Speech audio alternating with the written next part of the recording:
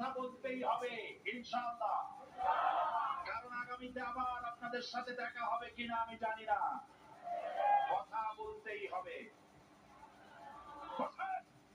কেউ দাঁড়িয়ে থাকবেন না।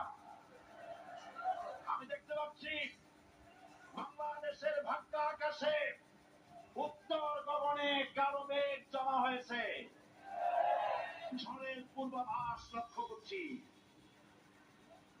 যদি মোকাবেলা করতে না পারেন সক্ষম ভাবে, এমন অন্ধকার কালো কালো অমাবস্যা রাত আসতে পারে যার সুবে সাথে খাওয়া অসম্ভব।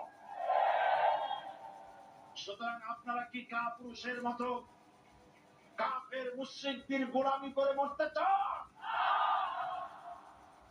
বিড়ালের মতো 500 বছর বেঁচে থাকার কোনো লাভ নাই। সিংহের মতো এক খন্ড বাঁচতে চাই। আমাদেরকে বলা হয় সাম্প্রদায়িক উস্কানিমূলক কথা নাকি আমি বলি। পত্রপত্রিকা দিচ্ছে না তারা সাম্প্রদায়িক উস্কানি কথা। সাম্প্রদায়িক উস্কানিমূলক কথা বলি, সেই জন্যই বোধহয় শত শত মুসলিম আমাদের কাছে এসে মুসলমান হয়। মানুষে আর বোকা বানানো যাবে না। যাবে কি? আর বোকা বানানো যাবে?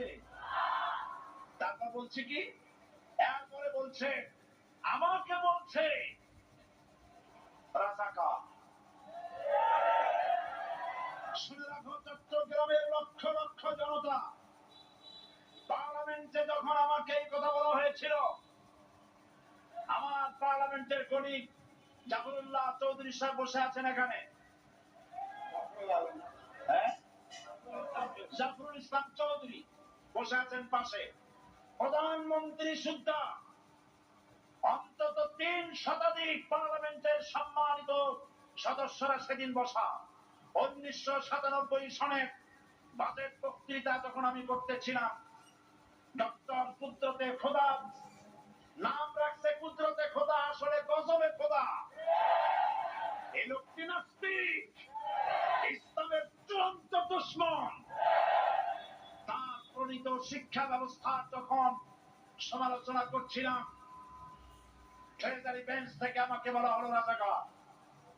আমি আমার সমস্ত শক্তি একত্রিত করে বলেছিলাম শুধুমাত্র হিন্দুস্তানের রাজাকারেরাই আমাকে রাজাকার বলতে পারে। আমি বলেছিলাম 1973 সন পর্যন্ত আমি বাংলাদেশের কোন রাজনৈতিক দলের নেতা এবং কর্মী ছিলাম না। আমি রাজাকার নই। আমাকে রাজাকার বলে যদি তাকে প্রমাণ করতে না পারে 10 কোটি টাকার মানহানি মামলা দায়ের করব। আমার এই বক্তব্য সারা দুনিয়া শুনেছে। পার্লামেন্টে আমার এই বক্তব্য রেকর্ড হয়ে আছে। সেদিন 3 শতাধিক পার্লামেন্ট মেম্বারের কেউ আমার চ্যালেঞ্জ গ্রহণ করেন নাই। যে কোন ব্যক্তি পার্লামেন্টে গিয়ে আমার বক্তৃতা দেখে আসতে পারেন। এরপরে 1997 সনের 7 অক্টোবর দৈনিক জনকণ্ঠ পত্রিকা যখন আমার বিরুদ্ধে লিখল, সেই পত্রিকায় সাইদির ওপেন চ্যালেঞ্জ 8ম পাতা, 1997 7 অক্টোবর, এত বড় 2 কলমে হেডিং।